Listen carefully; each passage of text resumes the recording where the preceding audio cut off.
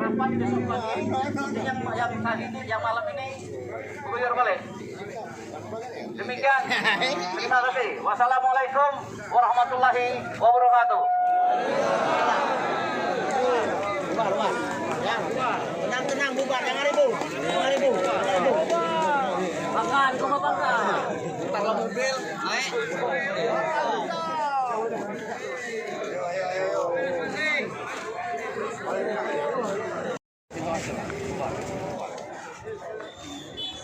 Mana Kak Yandri tadi?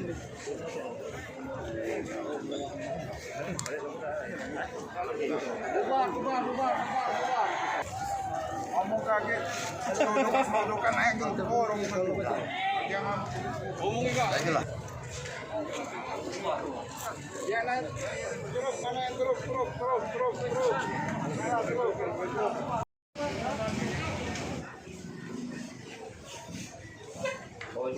Katanya udah bangun.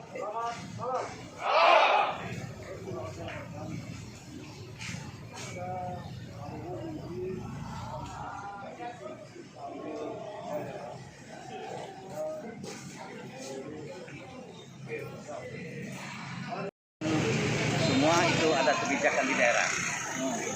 Dan dia bersyukur bisa menertibkan dampak rakyat dan permasalahan jalan tol.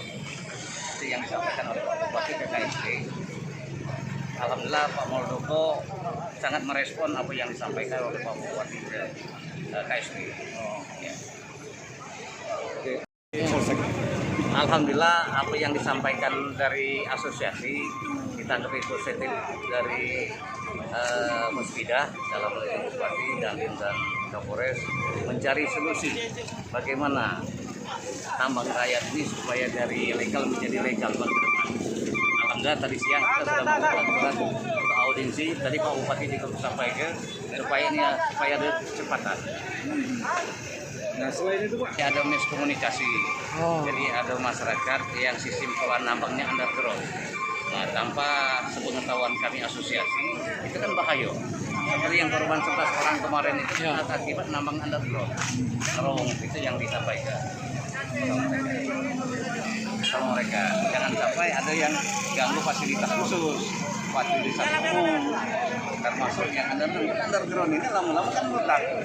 Ada asas petanya lebih tinggi itu yang bukan dari audisi tanggal 22.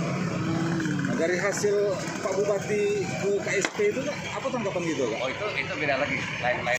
Jadi tuntutan itu adalah wilayah Pak Kapolres.